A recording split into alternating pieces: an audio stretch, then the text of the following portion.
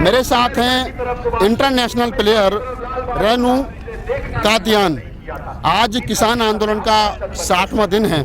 60 से ज़्यादा किसानों की शहादत हो चुकी है। सरकार ने कल 2 टूक कह दिया है 12वें दौर की बातचीत में कि कानून वापस नहीं होगा।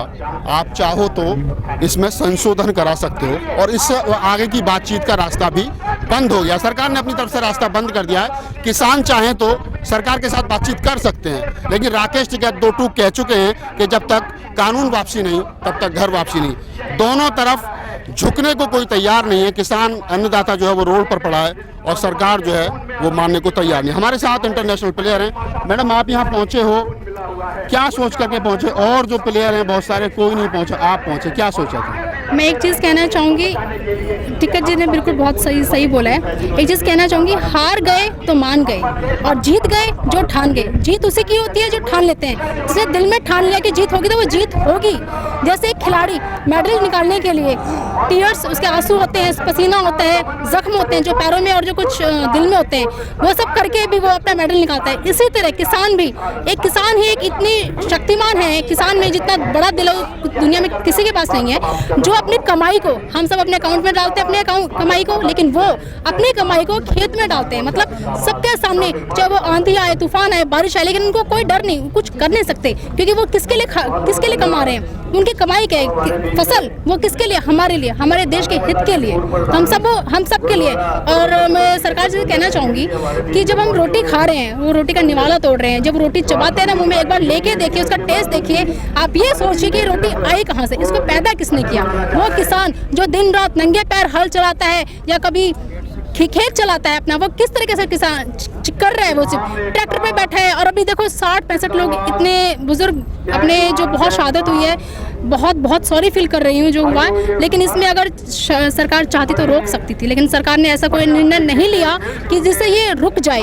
इनको बढ़ावा ही दिया है जिससे, लेकिन इसको खत्म करने की कोई से मुहिम नहीं चलाई। इसके लिए मैं सपोर्ट करूँगी पूरे फार्मर के साथ, पूरे दिल से हूँ कि जो हो जल्दी से जल्दी इसका समाप्त हो और हमारे किसान जीत जाएं, अच्छे से किसान जीत जाएं। लेकिन किसान के लिए जो लार्जेस्ट ऑफर जो सरकार की तरफ से ऑफर हुआ है कि हम 18 महीने के लिए, 1.5 साल के लिए इस जो बिल है इसको होल्ड पे रख देते हैं और एक कमेटी बन जाएगी और कमेटी में फिर दोनों पक्ष के, सरकार के पक्ष के भी और किसान पक्ष के भी लोग होंगे, फिर जो समाधान होगा हो जाएगा।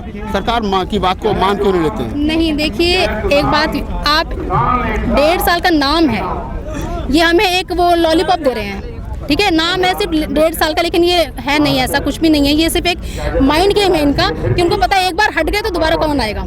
जो चीज़ अभी चल रही है, जो आग अभी जो हमने लगा रखी है अपने जो दिल में, जो आग है, जो एक किसान अपने घर में जब चूल्हा जलाता है वो किस तरीके से जलाता है, वो आज जो मुहिम चल रही है वो 1.5 साल बाद नहीं चलेगी।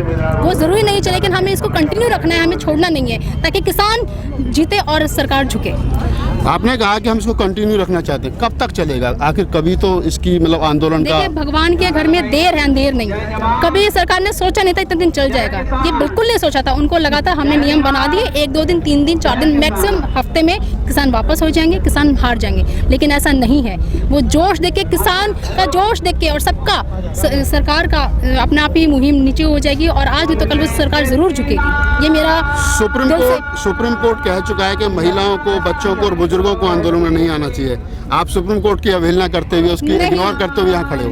मैं समझती हूँ इंसान कोई भी कमज़ोर नहीं है, नारी कमज़ोर नहीं है। नारी को कमज़ोर मत समझो कि वो बीमार है या कुछ ऐसा है, वो सामने नहीं आ सकती, नहीं, उसमें बहुत शक्ति है। इतनी शक्ति है, जब एक इंसान को, बच्चे को पैदा कर सकती है तो वो हर इंसान के पीछे क्यों नहीं खड़ी रह सकती। एक कहावत है ना कि हर सक्सेस के पीछे एक लेडी का हाथ होता है। तो यहाँ जब प्रोटेस्ट हो रहा है, जो हमारे किसान भाई कर रहे हैं, तो उसमें लेडीज़, बुजुर्ग क्यों ना आए। और जो बात रही बुजुर्गों की, एक बात है ना, जितना छायादार पेड़ होगा उतना ही फल आएगा। तो जितने बुजुर्ग हमारे साथ रहेंगे, उनकी अच्छी जो हमारी गाइडलाइंस होंगी, तो उनसे ज़्यादा अच्छा गाइड करने वाला तो कोई है ही नहीं। तो बुजुर्ग तो हमारे राह दिखाने वाले, वो तो हमारे आइडियल हैं। 26 तारीख को जो परेड होने वाली है, ट्रैक्टर परेड जिसका नाम दिया गया है, आपको क्या लगता है कि दिल्ली पुलिस बॉर्डर क्रॉस कर पाएंगे आप लोग? देखो ये तो समय बताएगा, लेकिन जो ना 127 पॉइंट जो है वो चिन्हित किए हैं पुलिस ने, जिनको 25 तारीख को सील कर दिया जाएगा। अभी तक सिर्फ 4 पॉइंटों पर नजर थी, लेकिन 127 कहाँ से एंट्री हो सकते हैं, उन सबको बंद किया जाएगा। ऐसे में परेड कैसे संभव है? देखिए संभव सब कुछ है, अगर दिल में ठान लिया ना, अगर हमारे किसानों ने ठान लिया कि 26 की परेड करेंगे तो कोई भी नहीं रोक पाएगा, करेंगे। इंसान जीतता यहाँ से है, रोड से नहीं, यहाँ से जीतता है। अगर आपने यहाँ से जीत मान ली तो जीतेंगे हम आपको जरूर। नहीं लगता अपनी सरकार, अपना देश, अपने किसान, अपने लोगों से काहे का लड़ना? मान लो मोदी जी ठीक ही तो करें, आपकी आय 1.5 गुना हो जाएगी।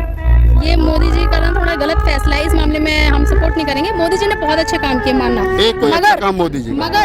मगर जो आपने जिस अगर नाम होगा तभी तो इतने सालों से है, मगर मैं कह रही हूँ यहाँ पे जो उन्होंने किया ना, ये थोड़ा सा, किसान ही तो हमारी पूंजी है, हमारी पूंजी किसान है, किसान नहीं। मोदी जी पर आरोप है रेल बेच दी, बैंक बेच दिए, सब कुछ बेच दिया, किसान बचे थे वो भी बेच दिए। आप कह रहे हैं कि मोदी जी ने अच्छा काम। मैंने कह रही हूँ कि अगर मोदी जी समझते कि हमने अच्छा काम किया है तो अच्छा काम यहाँ भी ठीक है, मगर ये चीज़ इसमें तो कोई सपोर्ट नहीं करेगा, चाहे किसान ही नहीं, यहाँ पे हर व्यवसाय के लोग हैं, चाहे कोई IT इंजीनियर है, कोई डॉक्टर है, कोई एडवोकेट है, कोई खिलाड़ी है, कोई फिल्म स्टार है, या कोई भी है, हर तरह के लोग यहाँ पे खड़े आपको हैं। फिल्मी दुनिया तो सपोर्ट नहीं कर रही है। कोई बात नहीं, मुझे सपोर्ट की जरूरत नहीं, भगवान का सपोर्ट सबसे बड़ा होता है, मैं ये मानती हूँ। मोदी जी का इंटरव्यू अक्षय कुमार जी करते हैं, पूछते हैं उनसे कि आम कैसे खाते हो, या किसान पड़ा है रोड पर, जिसका हुआ अक्षय कुमार जी खाते हैं। एक बार ट्वीट तक नहीं किया, कैसा लगता है?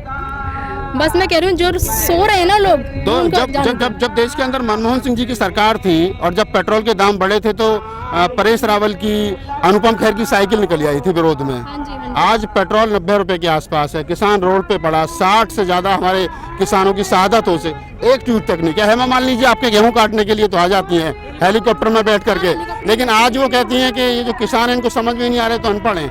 जो जमीन से जुड़े होते हैं ना लोग, वो जमीन पर आते ही आते हैं। जमीन से जुड़ी हुई हेमा मालिनी, बताओ धर्मेंद्र जी जाट परिवार से आते हैं, उनकी मिसेज और कितना जमीन से जुड़े है हैं? तो फिर अभी क्यों नहीं है, जब सब हमारा देश एक है, यहाँ पे देश भाईचारा यहाँ पे दिखाना चाहिए, क्यों नहीं है? फिर वो सिर्फ फिल्म स्टार या ट्वीट करने में, असली ट्वीट करने में, टाइप करने में इतना वो नहीं है जितना यहाँ पे खड़े होकर देखने में, लाइव देखने में, कैसे हमारी लेडीज कैसे सब कर रही है उसे देखने में।